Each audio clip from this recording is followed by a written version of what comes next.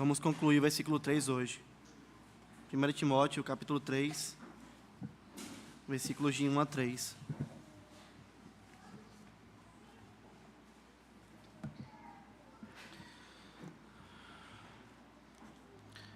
Acompanhe com atenção a leitura da palavra do Senhor.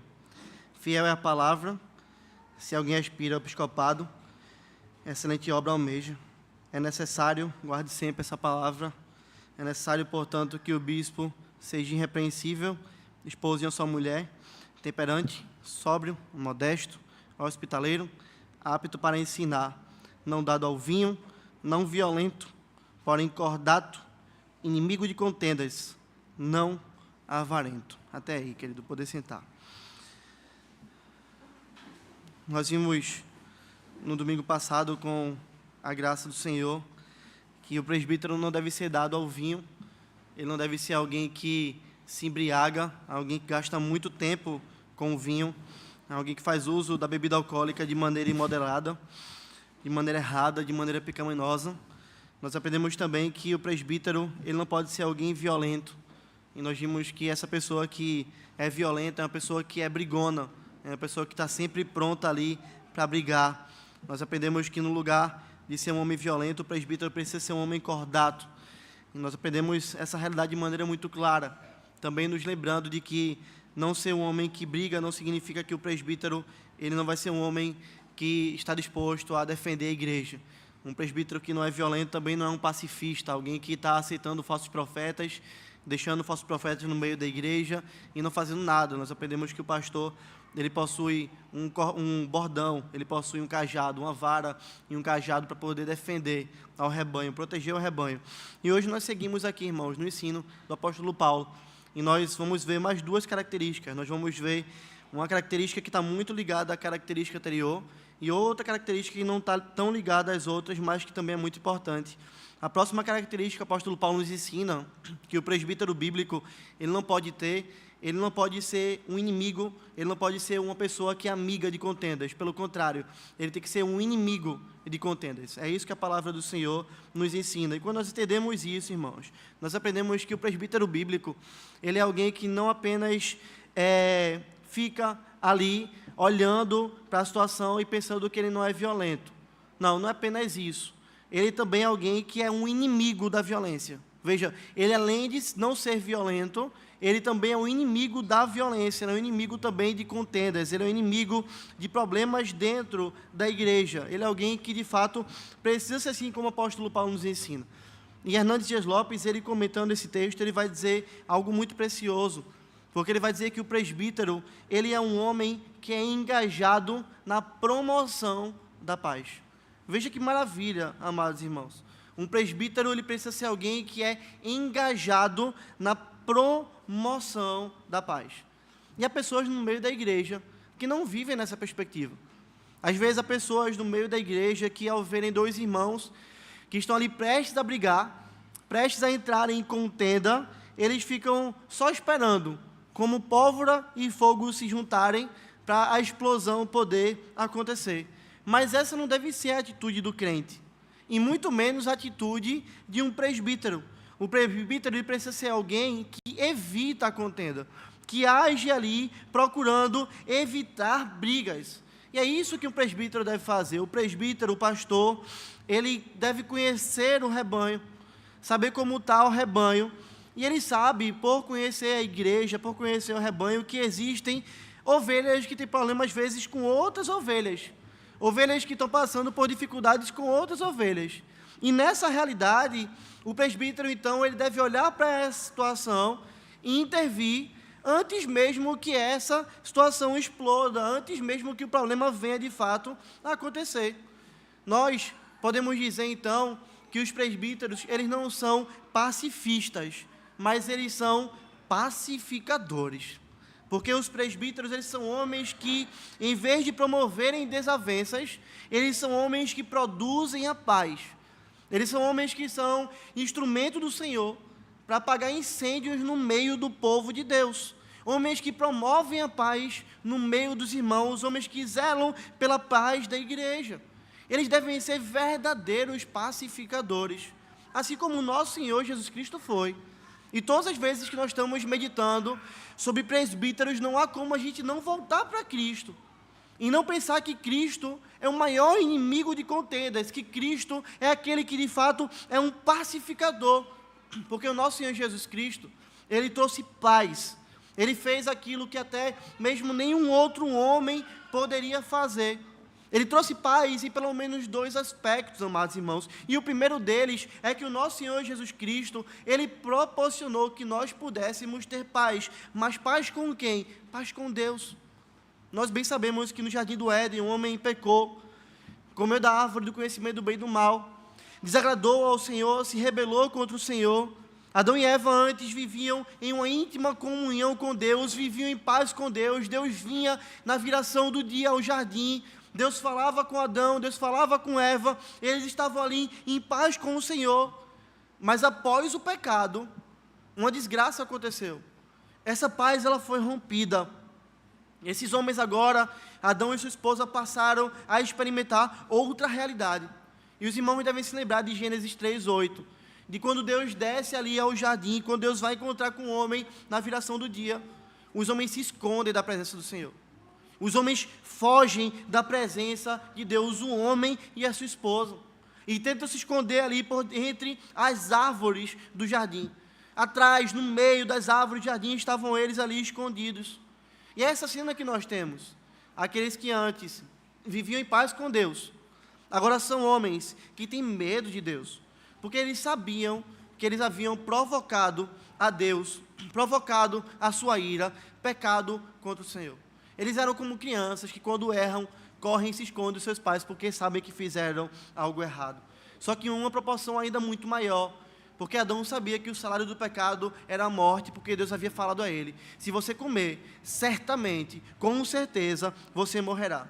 E é essa a situação de todo homem sem Cristo ainda hoje. Todo homem sem Cristo é um homem que está fugindo de Deus, porque é um homem que não possui paz com Deus, é um homem que está lutando contra Deus, sem nem mesmo saber que ele está lutando contra Deus.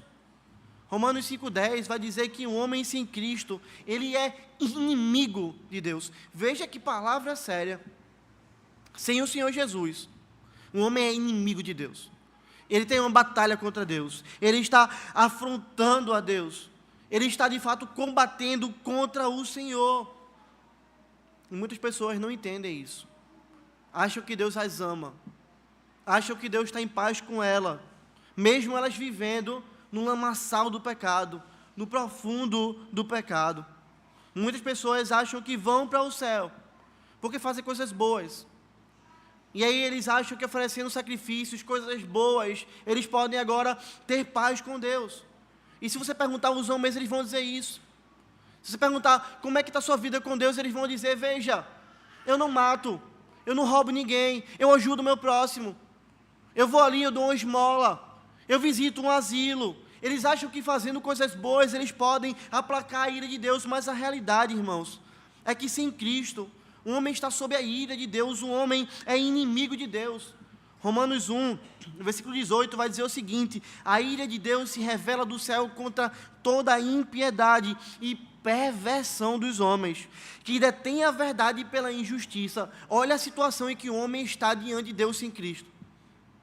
Ele tem um Deus irado, um Deus que revela a sua ira do céu, contra toda a impiedade, todo o pecado que um homem faz, que um homem realiza. É mais um agravo para a vida dele, é mais um pouco de ira de Deus sobre a vida dele. E hoje você precisa saber disso. Se você está vivendo uma vida distante do Senhor, longe do Senhor, se você ainda não se arrependeu do seu pecado, você precisa saber: você não está em paz com Deus. Seja você aqui na igreja, seja você assistindo online, se você não se arrepender do seu pecado, você não está em paz com Deus, você está sob a ira de Deus, e quem diz isso é a Escritura. Sem Cristo, o homem está nessa situação terrível. Mas há esperança, irmãos, e esperança por causa de um presbítero perfeito. Um presbítero que é inimigo de contendas, um presbítero que é um pacificador, um presbítero que é um pastor perfeito, Jesus Cristo. E ele veio a esse mundo, enviado pelo próprio Pai. E ele veio com uma finalidade: promover a paz entre nós e Deus. entre Deus e o seu povo eleito. Você consegue entender isso? Jesus veio a esse mundo para justamente promover a paz. Jesus veio a esse mundo para justamente resolver o problema da nossa contenda, a nossa contenda contra o Senhor, e a contenda de Deus contra nós, e uma contenda justa. Porque a ira de Deus é justa sobre a gente, porque o salário do pecado é a morte. Então Deus, quando se ira com o homem, Deus não está se irando de maneira pecaminosa, como a gente se ira às vezes com alguém que é o nosso próximo. O cara não fez uma coisa que nós achamos que ele deveria fazer, ele não nos agradou como nós achamos isso. Às vezes alguém próximo na nossa família, nossa esposa, um marido, não agiu como a gente queria exatamente, e a gente já se ira contra aquela pessoa. Essa ira é pecaminosa, Deus não a tem. Mas Deus tem uma ira para com o homem, uma contenda para com o homem, uma contenda justa. A contenda do pecado, a contenda do juízo. E Jesus sabia que o salário do pecado é a morte, que a morte era a punição que nós deveríamos receber, a morte eterna. E é enviado pelo Pai, ele recebe o castigo de Deus em nosso lugar. Ele recebe a recompensa do pecado no nosso lugar. E Isaías 53 nos diz o para que dele fazer isso. Veja, mas ele foi traspassado pelas nossas transgressões e moído pelas nossas iniquidades. Olha que palavra maravilhosa, o castigo que nos traz a paz. O castigo que nos traz a paz estava sobre ele, e pelas suas pisaduras nós fomos sarados. Jesus então recebeu toda a ira de Deus em nosso lugar. Ele morreu no lugar de pecadores, como eu e como você. E é por isso que você precisa entender que se você segue a esse Cristo, que é esse presbítero perfeito, se você já se arrependeu do seu pecado e você crê nele, meu irmão e minha irmã, nós precisamos entender isso. Se nós cremos em Cristo, nós não temos mais a Deus como nosso inimigo. Nós não temos mais um Deus contra nós. Porque Jesus, ele promoveu a paz entre nós e Deus. E veja, não apenas promover paz e nos deixar tranquilos com Deus, mas ele fez algo ainda mais profundo. Ele nos fez sermos família do próprio Deus. Porque lá em João 1,12 ele vai dizer: mas a todos quanto receberam, deu-lhes o poder de serem feitos filhos de Deus, a saber, aos que creem no seu nome. Você consegue entender isso? O presbítero perfeito promoveu paz entre nós e Deus e nos fez filhos de Deus. É assim que nós somos chamados, irmãos. É por isso que quando nós olhamos para essa característica de um presbítero perfeito, de que ele precisa ser alguém que é inimigo de contendas, alguém que traz a paz no meio do povo de Deus, e nós olhamos então para Jesus Cristo, nós entendemos que ele resolveu a maior contenda de todas, a contenda de Deus contra nós. E isso tem implicações preciosas na nossa vida, meu irmão. Porque se nós entendermos isso, como o apóstolo Paulo entendeu, nós não vamos viver com medo de Deus, angustiados quanto ao Senhor, querendo fugir de Deus como Adão e Eva. Nós vamos entender como Paulo entendeu e muito bem escreveu em Romanos 5,1. Veja como deve ser a nossa vida, se nós entendemos o que esse presbítero perfeito fez. Paulo vai dizer: justificados, pois, mediante a fé, olha o nosso coração, temos paz com Deus, por meio de nosso Senhor Jesus Cristo. Você entende isso? Justificados pela fé em Cristo, nós temos agora paz com Deus. Porque se nós estamos em Cristo, a nossa dívida foi paga. Se nós estamos em Cristo, o problema foi resolvido. E nós precisamos entender essa realidade preciosa. O presbítero perfeito trouxe paz entre nós e Deus, irmãos.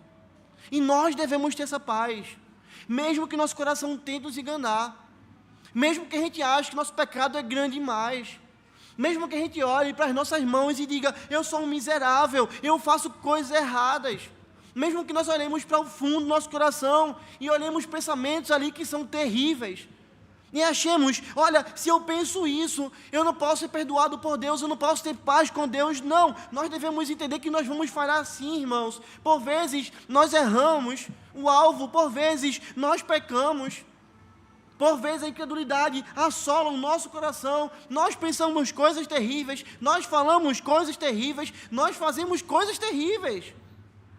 Mas mesmo sendo assim maus, e nós somos maus, não ache que você é bom porque você não é. Não ache isso. Mesmo sendo regenerado, você é mau, você é terrível. Eu sou terrível, nós somos assim. E mesmo nós somos terríveis, irmãos, mesmo sendo terríveis, nós temos um Deus que se colocou para morrer em nosso lugar, para pagar o preço em nosso lugar, para nos dar segurança. Nós precisamos nos lembrar, irmãos, que se nós somos grandes pecadores, nós temos um grande Salvador, que recebeu a ira de Deus em nosso lugar e nos trouxe a paz. Esse texto é um encorajamento para a gente, para que a gente não viva com medo de Deus, para que a gente não viva fugindo de Deus, para que nós não andemos angustiados, irmãos, porque nós temos pecado, achando que nós não somos crentes. Não. Esse texto é um encorajamento para que nós olhemos para esse presbítero perfeito e saibamos, nós temos paz com Deus por conta daquele que é o presbítero, o pacificador perfeito, o nosso Senhor e Salvador Jesus Cristo. Diante dos nossos pecados, então, nós precisamos sempre nos arrepender quando nós erramos. Mas nós precisamos sempre nos lembrar, irmãos, não é pela nossa força que nós servimos a Deus. Não é pela nossa força, não é pela nossa obediência, não é pelas nossas obras que nós somos aceitos por Deus. Nós só somos aceitos pelo Senhor por meio do nosso Senhor e Salvador Jesus Cristo. É por meio dele que nós temos salvação, é por meio dele que nós temos paz. Por isso que o apóstolo João, na sua primeira carta, ele vai nos dizer que no amor não existe medo. Ele vai dizer que o perfeito amor lança fora todo medo, o verdadeiro amor lança fora todo medo. Porque o medo, ele pressupõe juízo. Ele vai dizer, quem teme ainda não é aperfeiçoado no amor. O amor de quem, irmãos? O amor de Cristo. Por isso que eu queria fechar esse ponto dizendo para você que se você ainda tem medo de Deus, mas você sabe que você crê verdadeiramente em Cristo, busque ser aperfeiçoado nesse amor. Busque entender que Deus não vai amar você mais ou menos porque você peca ou porque você deixou de pecar. Todo pecado que você fizer não vai levar Deus a te amar menos. E todo pecado que você se abster não vai fazer você ser mais amado por Deus. Esse não é o Evangelho. O Evangelho que você diz, se eu não peco, Deus me ama mais. E se eu peco, Deus me ama menos. Esse não é o Evangelho. Um Evangelho verdadeiro é um Deus nos amando, mesmo nós sendo pecadores, enviando Cristo para morrer no nosso lugar e nos dando segurança tão somente em Cristo, trazendo paz entre nós e o Senhor. Nós lutamos contra o pecado, nós batalhamos contra o pecado, nós odiamos ao pecado, nós esmurramos o nosso corpo, mas nós fazemos tudo isso não para sermos salvos, mas sim porque nós fomos salvos. Não para que Deus nos ame mais, mas sim porque Ele já nos amou e entregou o Seu Filho no nosso lugar. Não para que a gente tenha paz com Deus, mas sim porque em Cristo nós já temos paz com Deus e o que nós queremos agora é agradar ao Senhor. Nós somos um povo, irmãos, que vive esse Evangelho e precisamos ser esse povo. Sempre olharmos para o nosso pastor perfeito, que é o pacificador, que trouxe paz entre nós e Deus. Mas além de trazer paz entre nós e Deus, o pastor perfeito, ele também trouxe paz no meio da igreja. Ele também trouxe paz entre os crentes, trouxe paz entre o povo de Deus, porque Jesus foi aquele que proporcionou a paz entre judeus e gentios. Os judeus, povo de Deus, se rebelaram contra o Senhor, rejeitaram a Cristo, a salvação se estendeu aos gentios, e esse era o propósito de Deus desde toda a eternidade. Mas os judeus olhavam para os gentios e pensavam nos gentios de uma maneira terrível.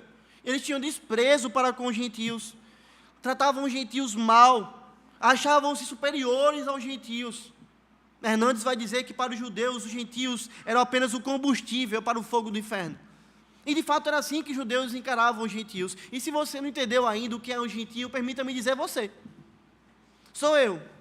A menos que você tenha nascido em uma família judaica, que tenha ali descendência judaica, e você tenha ali uma família judia, então.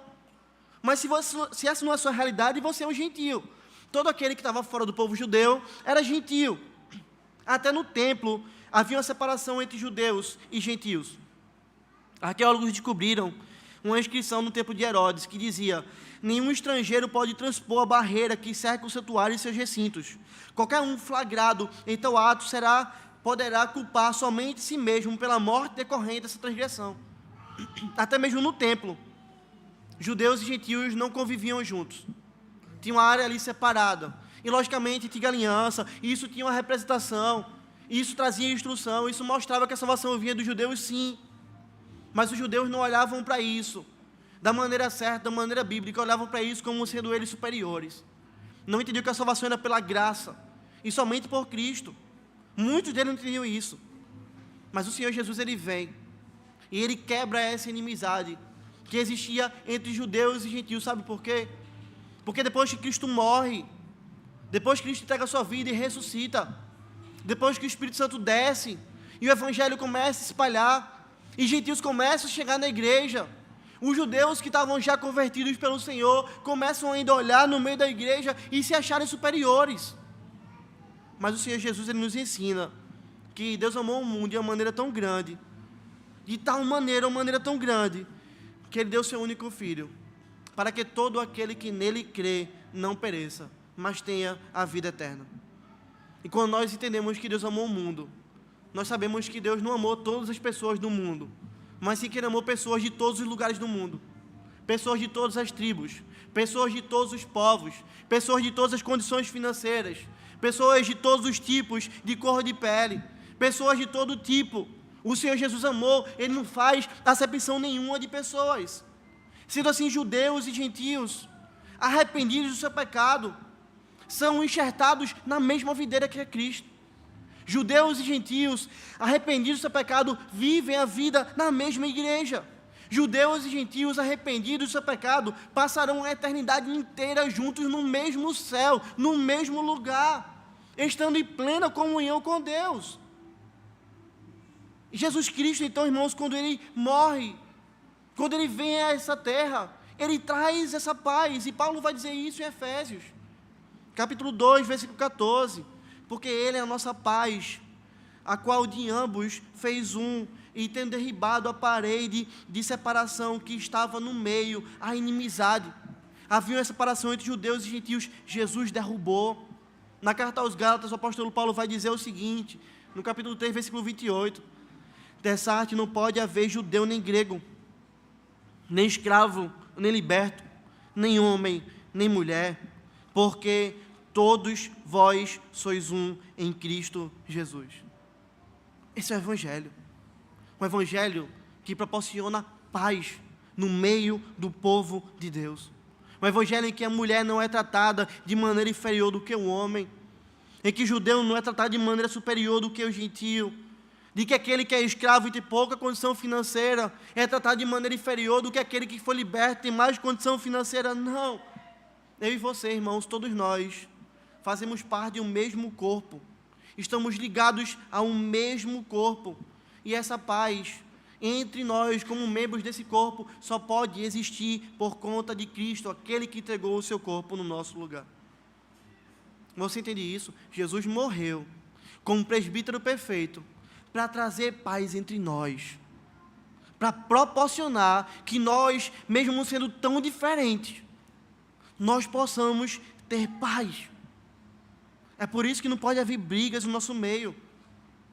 Seria muito estranho se você estivesse sentado agora na sua cadeira e seu braço involuntariamente começasse a esmurrar seu rosto, ou começasse a esmurrar sua perna, ou se você começasse a dar murros na sua barriga, ou seu pé ficasse chutando a quina da porta, de maneira involuntária. Veja, isso seria algo completamente estranho, porque o seu corpo estaria ferindo a você mesmo. E é isso que acontece na igreja quando nós brigamos, quando nós discutimos contra o nosso irmão, quando nós queremos ali ganhar no argumento, queremos que a nossa vontade seja feita, queremos ter a razão, quando nós queremos passar por cima das pessoas. Nós estamos indo contra a paz que Cristo promoveu no meio da igreja. E veja, não é apenas a gente agir assim com os nossos membros, mas às vezes é a gente agir assim com a nossa fala. quando nós estamos falando mal de outros irmãos, quando nós estamos denegrindo a imagem de outro irmão, nós estamos atentando contra a paz da igreja, nós estamos atentando contra o próprio corpo de Cristo. E é por isso que Deus dá presbíteros à igreja, para que eles sejam pacificadores. Mas não são só os presbíteros que têm que ser pacificadores, mas sim também, irmãos, todos os crentes. Porque o nosso mestre, ele é pacificador. O nosso mestre, ele promove paz entre nós e Deus. E ele promove a nossa paz entre uns e os outros. É o nosso dever, então, sermos agentes da paz. Você entende isso? Você se vê assim? Você se vê no meio da igreja como alguém que é um agente da paz? Você saber que aquele irmão tem um problema com o outro, o que você faz? Você vira e vai dizer assim, esse é só o problema dele. Se ele tem um problema com o outro, o problema é dele, ele que se resolva. Talvez você diga assim, eu não sou mãe de ninguém, eu não sou pai de ninguém. Talvez você é daqueles que vão dizer assim, eu não sou pastor da igreja, eu não sou presbítero, eles que se virem. Não, irmãos, se nosso Cristo é pacificador, nós somos chamados também a sermos pacificadores. Se o irmão tem problema com o outro, nós devemos orar, nós devemos aconselhar, nós devemos estar com a parte, conversar com aquela parte, dizer qual é o teu problema, o que é que está errado. Você está com a outra parte, qual é o teu problema, o que é que está errado, por que tu não se dá bem com fulano, por que tu não se dá bem com ciclano. E aconselhar biblicamente, porque a única coisa que nos une é termos a mente de Cristo. E a mente de Cristo é revelada na Escritura. Se dois irmãos pensarem de acordo com o que a palavra de Deus fala, é impossível que haja briga. E é assim, irmãos, que nós resolvemos contenda na igreja. E essa deve ser a nossa atitude. Pacificar. E não ser aquele que joga gasolina. Tu viu o que fulano fez? Que absurdo. Aí vira para o outro e fala, eu não deixava isso barato não. Você precisa resolver isso, você precisa fazer alguma coisa, você precisa revidar. Não tem gente que faz isso, né? Irmãos, nós não somos chamados para vivermos assim, para resolvermos as coisas dessa maneira, não. Nós somos chamados a sermos pessoas que vão tratar o pecado, levar os nossos irmãos a pensarem de maneira bíblica, porque nós somos pacificadores, assim como aquele que é o príncipe da paz. E os presbíteros, eles devem ser o cabeça disso, o maior exemplo disso. E nós precisamos prestar atenção nesses homens, para ver se eles possuem essas características, quando nós formos um dia votar em homens. Não podemos colocar um homem brigão, um homem violento, já vimos isso. Ele tem que ser um homem cordato. Mas além de ser um homem cordato, ele não pode ser um homem cordato que fica no seu lugar. Ele tem que ser também o quê? Um inimigo de contendas. Ele tem que ser também um pacificador. Nós precisamos encontrar, então, homens mansos, mas homens também ativos. Homens que estão dispostos a zelarem pelo bem da igreja, a zelarem pela unidade do corpo, a pacificarem o povo de Deus. Assim que é o presbítero. Ele não vai ficar na casa dele, assistindo o Jornal Nacional, de braços cruzados, dizendo, aquele irmão não tem problema e está tudo certo, eles que se resolvam. Não, como eu posso pacificar? Como Deus pode me usar assim? Você já pensou se Deus não der homens assim? Já pensou que grande bênção? Homens que vão pacificar a igreja, vão trazer paz à igreja, paz por meio da pregação do Evangelho. Pessoas que não conhecem a Deus chegarão aqui e ouvirão sobre o seu pecado e ouvirão sobre Cristo. E se reconciliarão com Deus por meio de Cristo. E paz entre os irmãos. Porque é isso que o Evangelho nos proporciona. Mas o texto segue. E essa outra característica que Paulo nos dá não está tão ligada a ser um pacificador, mas ela também é muito importante. Porque Paulo vai dizer que o presbítero ele não pode ser avarento. Veja, inimigo de contendas, um pacificador e também não avarento. Quando nós olhamos a palavra traduzida aqui no nosso idioma, no português, por avarento, olhamos ela no grego, a ideia dessa palavra é ser um amante do dinheiro. O presbítero não pode ser alguém que ama o dinheiro, que tem amor pelo dinheiro. E há duas perspectivas pelas quais nós podemos identificar isso na vida de um homem. Como é que nós podemos identificar que um homem é um homem que tem amor ao dinheiro? Em primeiro lugar, irmãos, quando esse homem está disposto a fazer algo errado, a fazer coisas erradas para conseguir mais dinheiro. Aqui eu já faço um parêntese para dizer que é assim que nós identificamos todo tipo de idolatria. Tudo aquilo que nós amamos mais do que a Deus são coisas que nós estamos dispostos a pecar para fazermos aquilo que nós queremos. Se tem algo na sua vida que você está disposto a pecar para ter aquilo, significa que esse objeto ou essa coisa é um ídolo na sua vida. E o dinheiro pode ser um ídolo na nossa vida. Um homem que é amante ao dinheiro, um homem que é avarento, ele é um homem que está disposto a fazer tudo para enriquecer, a roubar, a sonegar impostos. Percebe como isso é algo sério? Ah, pastor, quer dizer então que a gente não pode ter um presbítero que sonega imposto? Não, a gente não pode. Porque Jesus manda a César o que é de César e a Deus o que é de Deus. A ganhar dinheiro enrolando pessoas, a destruir pessoas para tomar o cargo delas. No meu trabalho eu vou fazer esse cara aqui ser demitido, eu vou armar algo para ele, porque se ele sair, quem assume o lugar sou eu. Tais atitudes, irmãos, não podem ser vistas em nenhum crente, e muito menos na vida de presbíteros. Porque quem faz assim mostra aonde está o seu coração. Quem está disposto a desagradar a Deus para agradar a si próprio está mostrando que tem o seu coração nas coisas dessa terra. Pastores e presbíteros que são avarentos são homens que vão levar a igreja de Cristo a um terrível declínio espiritual. Porque são homens que vivem para o dinheiro. São homens que estarão mais interessados na gordura das ovelhas do que no cuidado delas, no bem-estar de si próprio, do que na saúde das ovelhas. Tais homens vão vender o evangelho.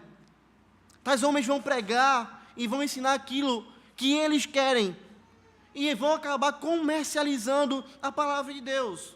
Homens assim, irmãos. E aqui eu queria a sua atenção, porque veja, homens assim assolam a nossa nação hoje. E diversas nações onde o evangelho está. Presbíteros e pastores, a mesma coisa que nós já vimos aqui, que são avarentos, têm assolado as igrejas, têm assolado as nações, têm trazido terrível testemunho para o evangelho, e não é difícil nós encontrarmos esses homens. Pense, não é difícil encontrarmos homens que mercandejam a palavra de Deus. O que é mercandejar a palavra de Deus? Distorcer a palavra de Deus? O que é mercadejar a palavra de Deus? Não falar sobre algo porque vai ferir alguém e essa pessoa vai ficar chateada e aí essa pessoa vai parar de dar dízimo na igreja. De homens assim o nosso país infelizmente está cheio. Homens que distorcem a verdadeira teologia e vão ao profundo pecado e que chegam até mesmo a situação de criarem uma diabólica teologia chamada de teologia da prosperidade. Onde tudo que se fala é, você dá para Deus, Deus te dá mais, você faz para Deus e Deus te dá isso. Se você não tem coisas financeiras na sua vida, é porque você está pecando contra Deus. Então corrige a sua vida, não porque você ama o Senhor, mas para você ganhar mais dinheiro. Homens que não disciplinam pessoas na igreja, por conta do dízimo que elas dão. Se eu disciplinar essa pessoa, ela vai sair da igreja. E se ela sair da igreja, a arrecadação da igreja vai cair. Esse irmão daqui, ele tem um dízimo muito alto. Eu não posso tocar nele. No dia que o conselho tocar na vida desse homem, 40% da arrecadação da igreja cai. É um homem que está confiando em outros homens e não em Deus, que é o dono da prata, dono do ouro. São homens que trocam de igreja sem motivo nenhum. Estão sendo bem supridos na igreja local. Sua família está sendo bem cuidada, possui os recursos que precisam para poder continuar vivendo de maneira tranquila. A igreja tem honrado, tem cuidado desses homens, mas de repente eles são chamados para irem para outra igreja, onde vão ganhar muito mais. E sem entenderem que Deus está falando isso, que Deus está conduzindo eles para lá, mas porque receberam o convite de igreja maior, eles pensam no dinheiro que eles vão ganhar, eles vão se embora. Abandonam o rebanho e vão para outro lugar. São homens avarentos. São homens assim. Há homens que receberam ali a ordenação ao presbiterato. Há homens que acabaram de ser ordenados na igreja. Têm um trabalho, estão supridos, mas de repente são chamados para assumir um cargo em outro lugar, ganhando muito mais, e tudo que eles pensam é o quê? No cargo que eles vão assumir na empresa. Pastor, preciso pedir transferência, preciso sair. Mas você acabou de ser ordenado, meu irmão, você tem um mandato. Não, mas olha, eu fui chamado para ganhar 10 vezes mais. Veja, não são só pastores que são avarentos, presbíteros podem ser avarentos também. Não se preocupam com o rebanho. Disseram assim para a igreja: eu estou disposto a pastorear, vocês votem em mim, mas se me derem mais dinheiro, eu vou para outro lugar. Você percebe como isso é sério? São homens que pregam um falso evangelho, um evangelho que acaricia o ego das pessoas, que diz que as pessoas são especiais, apenas para encherem suas igrejas e para possuírem mais recursos. São homens que não sabem repartir, homens que não sabem ajudar o próximo, homens que só querem as coisas para si mesmos. São homens que estão indispostos a irem a lugares mais pobres. Ah, se a gente vai plantar uma igreja ali numa favela, eu não vou naquela favela, não. Eu só fico aqui, porque lá, se eu chegar com o meu carro lá, o que é que vai acontecer? Meu filho brincando com aquele tipo de menino ali naquela igreja? Não, o que é que vai acontecer com meu filho? Eles não estão nem aí para a igreja, eles estão aí para o conforto, eles estão aí para a comodidade. São homens que não estão nem aí para a plantação de outras igrejas. São homens que estão aí para a plantação do seu próprio reino. Infelizmente, irmãos, há homens assim hoje nos púlpitos. Há homens assim hoje no presbiterato. Há homens assim hoje nos conselhos da igreja. E que desgraça a igreja passa quando possuem homens que são avarentos. Homens que são amantes do dinheiro.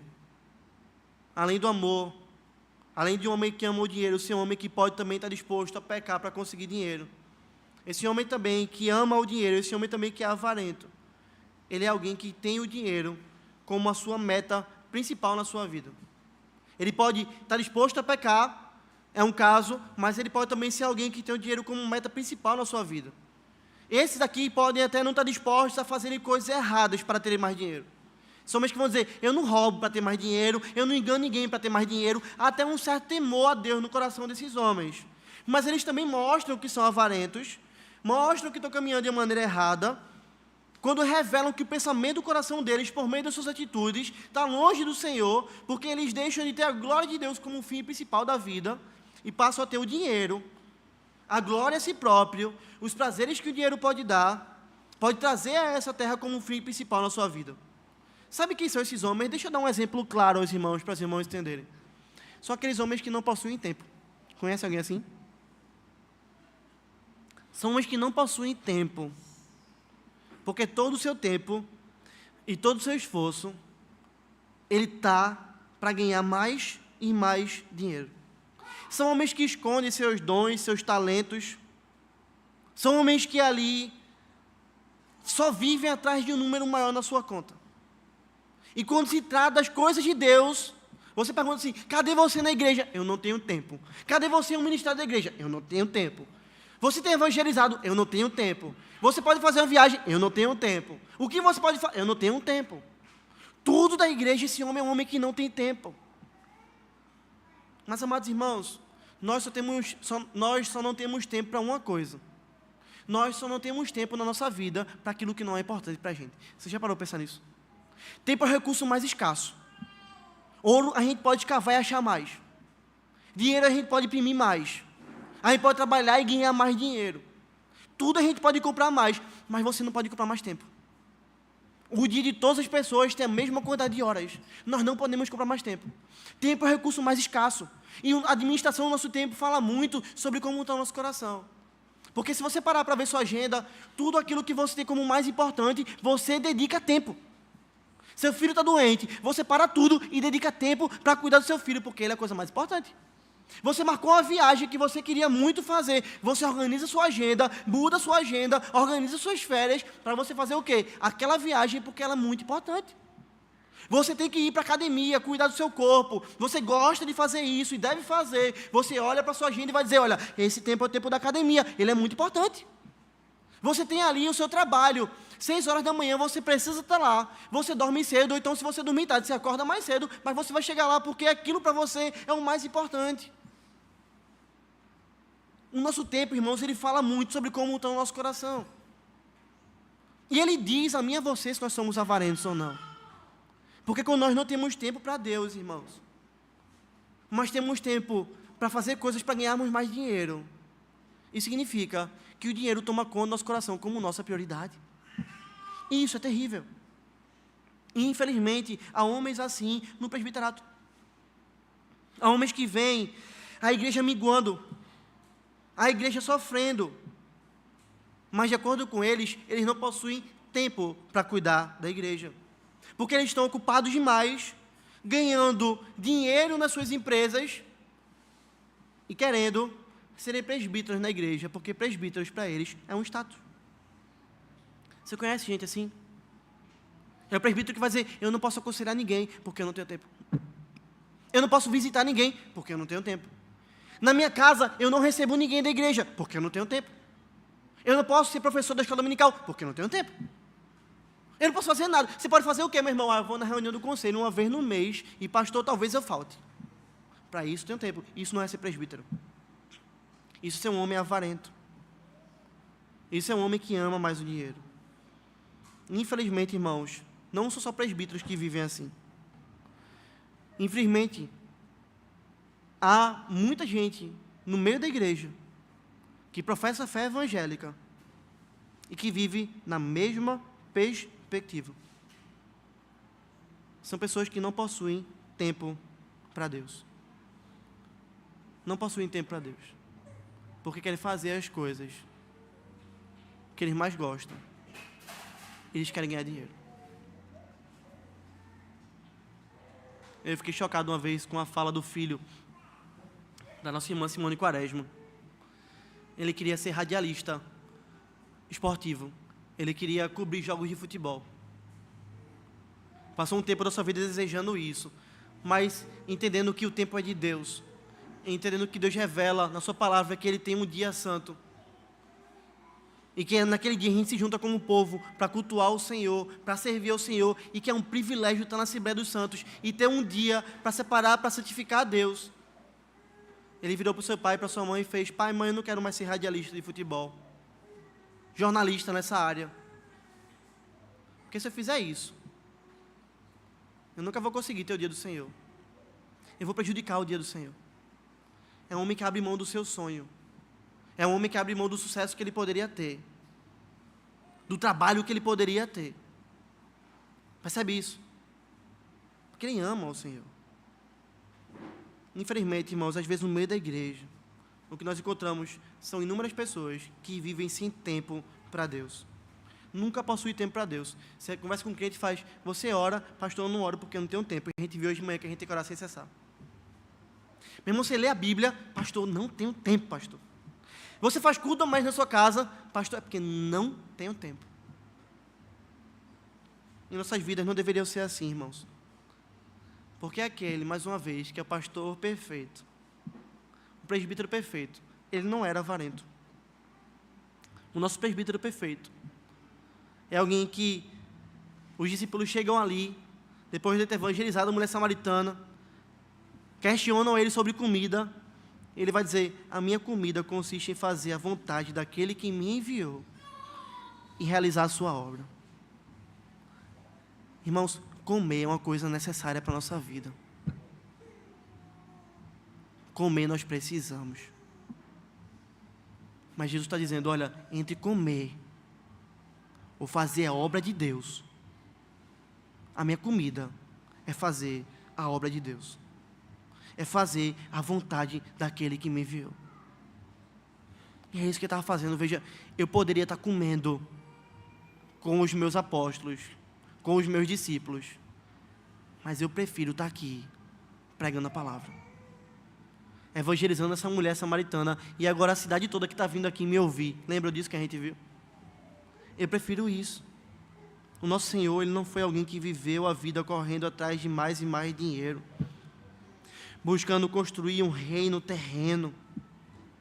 Satanás tentou a Ele nessa área, e Ele respondeu de maneira muito sábia. Olha a ousadia de Satanás. Lucas 4 vai dizer que ele leva Jesus e mostra a ele, num momento, todos os reinos do mundo. Disse-lhe o diabo: eu vou dar a você toda essa autoridade e glória desses reinos, porque ela me foi entregue. Esses homens estão na minha mão. Eu dou essa autoridade a quem quiser. se você prostrado me adorar, tudo isso vai ser seu. Querido, seja sincero, se essa proposta fosse feita a você, imagina isso. Olha, eu vou te dar todo o dinheiro do mundo e todo o poder do mundo. Você vai poder fazer o que você quiser nesse mundo. Se tu quiser ter 100 Ferraris, tu vai ter. O jato mais rápido, viajar para qualquer lugar, você vai viajar. O que você quiser comer, você come. Se você mandar matar alguém, essa pessoa morre. Tudo que você quiser vai ser feito. Qual seria a sua resposta? Já pensou tanto poder na sua mão?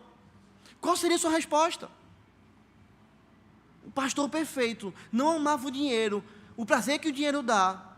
Ele vai dizer, está escrito, ao Senhor teu Deus adorarás, e só a Ele darás culto. Jesus está dizendo, a minha vida é de adoração ao Deus verdadeiro e não a essas coisas. O meu culto é a esse Senhor. E por culto entenda o domingo, mas muito além do que o domingo. Porque a nossa vida tem que ser oferecida a Deus como um sacrifício vivo, santo e agradável a Ele. Paulo vai dizer que esse é o nosso culto racional. Em vez de amarmos o dinheiro, irmãos, e o prazer que o dinheiro dá, Deus nos manda amarmos a Ele acima de tudo. É assim que nós devemos ser. É assim que Ele nos orienta. Entenda, isso não é pastor Augusto, isso é o Senhor Jesus. Ele vai dizer isso em Mateus 6. No versículo 33, buscai, pois, em primeiro lugar o seu reino e a sua justiça. E todas essas coisas, comida, bebida e vestimenta, vos serão acrescentadas. Irmãos, nós trabalhamos, nós produzimos, nós corremos atrás do pão de cada dia, nós ralamos, nós precisamos ralar. Eu vivo dizendo aqui na igreja que um homem que não está cansado, ele tem um problema, porque todo homem deve trabalhar e trabalhar bastante. A gente come, a palavra de Deus fala do suor, do trabalho, é por isso que a gente não está cansado, a gente tem um problema. Entende isso? Nós trabalhamos, nós fazemos isso, mas nós não buscamos os recursos dessa terra em primeiro lugar. Em primeiro lugar no nosso coração está o reino de Deus e a sua justiça, e é assim que deve estar. E nós precisamos orar por presbíteros assim, e votar em presbíteros assim, que sejam modelos nessa área. Homens que trabalham para sustentar sua casa, sim. Homens que têm um desejo, irmãos, de trazer uma boa condição financeira para sua família, sim. Esse é o dever de todo homem. Se o homem não tem o desejo de trazer uma boa condição para sua família, ele tem um problema, porque não está amando sua família. Se ele é alguém preguiçoso que está dizendo, está tudo normal, estou satisfeito já, eu não quero melhorar a condição da minha família, eu não quero proporcionar o melhor para ele, está tudo certo, ele tem um problema. Sua família padece por isso, ele tem um problema. Eles devem procurar isso, mas eles devem ser homens que, acima disso, desejam, com o seu trabalho e com toda a sua vida, glorificar a Deus, expandindo o seu reino e cuidando do povo de Deus. Se nós tivermos homens assim, irmãos, no pastorado, no presbiterado dessa igreja, sabe o que nós vamos ter? Nós vamos ter homens que arregaçam as mangas e trabalham. Presbíteros que não estão atrás da gordura das ovelhas, mas sim do bem-estar delas, da glória de Deus. Nós teremos pastores e presbíteros que não abandonam o rebanho quando esse mais precisa, porque recebem propostas para ganhar mais dinheiro. Nós teremos homens que são exemplo para a igreja, de como conduzir o povo de Deus a amar a Deus acima do dinheiro, a amar a Deus acima das coisas dessa terra, a viverem para a glória de Deus. E nós teremos um conselho que também é exemplo a toda a igreja, nos seus dízimos e nas suas ofertas. Porque o coração desses homens não está nas coisas do aqui e do agora, mas está no céu. Nós teremos um conselho fiel a Deus nessa área. E isso vai motivar ainda mais os crentes da igreja a serem fiéis a Deus em seus dízimos e suas ofertas. E diante disso, irmãos, nós precisamos nos perguntar: presbíteros são modelo para o rebanho. Todo rebanho deve viver assim. Querido, não deve haver um avarento no nosso meio. Você já parou para pensar nisso? No nosso meio não deveria haver nenhum avarento. Nenhum sequer. Porque essa não é a característica do crente. E sabe aquilo que os apóstolos eles se perguntam quando Jesus fala, vai ter um traidor? Eles viram e dizem, porventura sou eu, Senhor? Senhor, será que sou eu? Essa é a nossa atitude, muitas vezes, quando nós ouvimos a palavra, olhar para o nosso coração e dizer, será que eu sou assim? Porque é fácil olhar para o outro e dizer, esse é. Mas a atitude é, será que sou eu? Eles não viraram e disseram assim, será que é ele, Senhor? Será que é essa aqui? Não. Será que sou eu, Deus? Porque nós respondemos, irmãos, diante de Deus. E nós deveríamos perguntar isso no nosso coração. E você deveria se perguntar, você tem feito coisas erradas para conseguir mais dinheiro? Você tem feito isso? Como é que anda seu trabalho? Como é que anda seu dia a dia? O que você tem feito para conseguir mais dinheiro? Você tem feito coisas erradas. Você tem mentido no seu trabalho? Tem feito isso? Olha, eu menti ali para o meu chefe para que eu não fosse demitido. Eu menti aqui para essa pessoa para que eu pudesse vender um pouco mais. Eu menti para poder fechar aquele negócio. Você tem trabalhado com coisas ilícitas. Você tem feito coisas ilícitas. Você tem sonegado impostos. Se sim, há avareza no seu coração. Há avareza. Você está dizendo assim, eu estou disposto a desagradar a Deus para me agradar. Eu estou disposto a ofender ao Senhor para eu estar bem. E se há avareza no seu coração, se arrependa. Se arrependa. Outra maneira de você identificar se você tem sido avarento é você tem vivido em busca do dinheiro. O que é que move o seu coração? Desde o momento que você acorda até o momento que você vai dormir, você tem vivido em busca do dinheiro. Você tem procurado ganhar mais dinheiro para a glória de Deus, ou você tem procurado ganhar mais dinheiro para você mesmo? Você tem vivido para Cristo, ou você tem vivido para o dinheiro? E veja, não há como você viver para os dois. Mateus 6 diz isso. Ninguém pode servir a dois senhores, porque vai se agradar de um e aborrecer o outro. E Jesus vai dizer, ninguém pode servir a Deus e a riqueza. Você tem vivido em busca do dinheiro, vivido para o dinheiro. Você precisa pensar nisso. Porque se você tem vivido em busca do dinheiro, há avareza no seu coração. Há pecado no seu coração. Mas não é só viver em busca do dinheiro que mostra, irmão, se há avareza. É também o modo como nós temos administrado nosso dinheiro. Como você tem administrado suas finanças. Como? Sabe o que a palavra de Deus fala? Que o Senhor dá a gente condições para a gente poder ter com que repartir e ajudar a outros que precisam, a começar da igreja.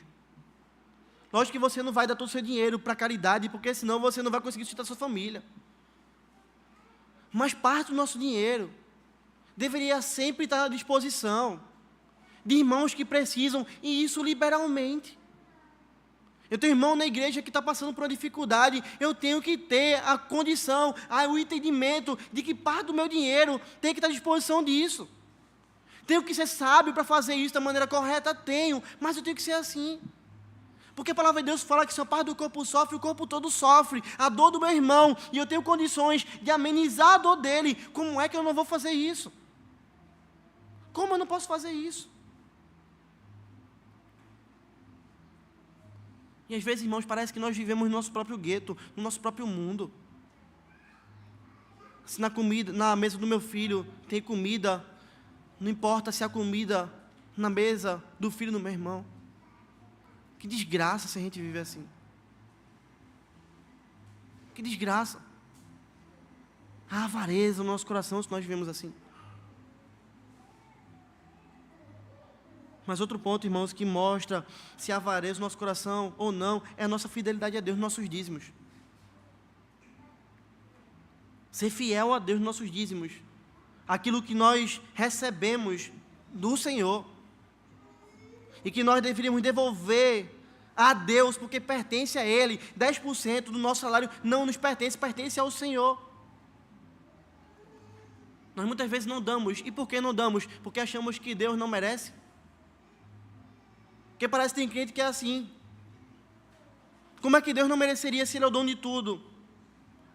Como é que você pode achar que comprar algo, ter um lazer, comprar uma casa, viajar e ficar com aquilo que pertence ao Senhor, pode ser algo tranquilo na sua vida? Como você pode achar que seria melhor fazer isso, se tudo o que você vai fazer é passageiro? Você já pensou nisso? O como a avareza se revela? Eu digo assim, eu não vou dar a Deus 10% daquilo que é aquilo que pertence a Ele, porque eu vou gastar com outra coisa, porque isso para mim é mais importante, quando aquilo é investir na obra do Senhor. A comida que você vai comer no restaurante vai virar fezes. O apartamento que você comprou quando Cristo voltar não vai valer de nada. A empresa que você construiu não vale de nada. E nós temos a ousadia, irmãos, não sermos fiéis a Deus em nossos dízimos, em nossas ofertas. Se nós pensamos de tal maneira, nós temos sido infiéis a Deus. E a avareza no nosso coração, e isso é sério. Porque a palavra do Senhor em Malaquias 3,8 vai dizer, roubará um homem a Deus? Aí o povo vira para Deus e vai dizer assim, todavia me roubais e dizeis, em que te roubamos, Senhor? Nós roubamos ao Senhor em que, Deus? E Deus responde, nos dízimos e nas ofertas. Veja a avareza no nosso coração. Nós temos uma avareza tão grande a ponto de chegarmos a roubar a Deus. Esse 10%, Senhor, que o Senhor deu e que o Senhor falou que é seu, não é seu não, eu vou usar, tá? Tudo aquilo que você usa, que você não deve, é roubo. E Deus chama isso de roubo.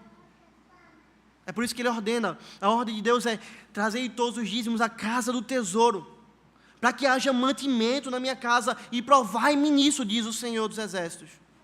Se eu não vos abrir as janelas do céu, e não derramar sobre vós bênçãos sem medida.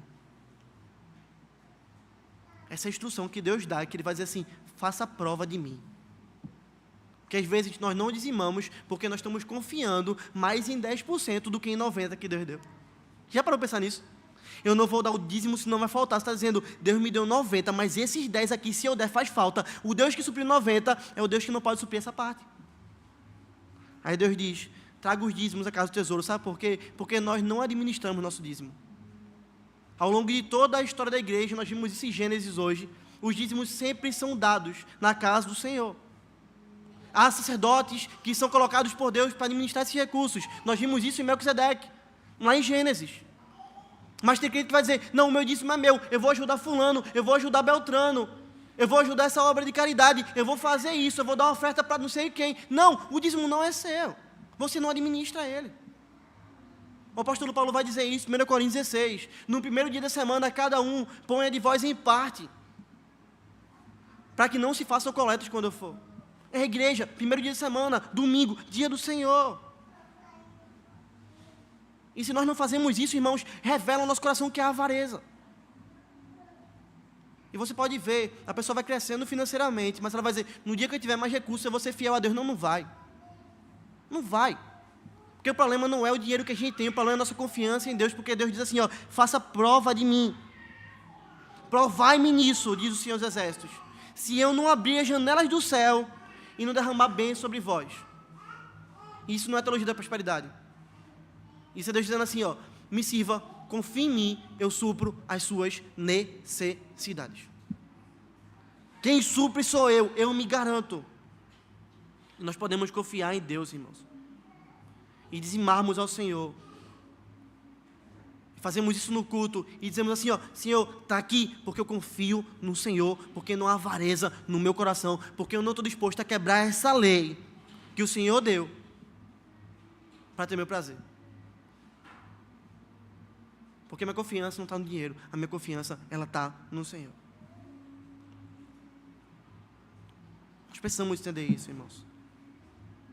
E nós precisamos de presbíteros que entendam isso. E que vivam nessa perspectiva. Porque em vez de amarmos ao dinheiro, nós temos que amar o nosso Deus. Muito acima do dinheiro. Nós temos que ser pessoas, fechando o sermão de hoje, que são como Cristo. Jesus não se apegou a nada. Jesus comeu. Jesus tinha roupas. Jesus tinha pessoas. Mas quando chegou a hora de morrer para a glória de Deus, Ele disse, eu estou aqui. Eu estou aqui. O apóstolo Paulo, ele tinha uma condição financeira muito boa. Era um homem inteligentíssimo. Era um dos chefes ali dos fariseus. Prestigiadíssimo. Quando Cristo quebra o coração dele, salva ele, ele deixa tudo para trás. E ele vai dizer, se é por causa de Cristo, pode levar. E é esse tipo de desapego que uma pessoa que não avarenta tem. Nós juntamos poupança, nós abrimos empresas, nós trabalhamos, nós compramos casas, nós compramos carros, nós compramos fazendas, nós fazemos viagens. Para a glória de Deus. Sendo fiéis a Deus, dizendo assim, se precisar abrir mão disso tudo, por causa de Cristo, está tudo aberto. É a mesma condição que nós temos que ter do jovem rico, lembra? Não é pecado de ser rico.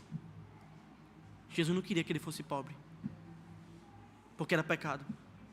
Jesus disse, vai dar tudo aos pobres e me segue, porque Jesus está dizendo, prova onde está teu coração. Prova onde está teu coração. Está disposto a deixar tudo para me seguir? Se tu não está, se ama mais dinheiro do que a mim. E ninguém pode servir a dois senhores. É necessário que os presbíteros sejam homens que são inimigos de contenda e não avarentos. Que o Senhor aplique sua palavra no nosso coração e nos abençoe.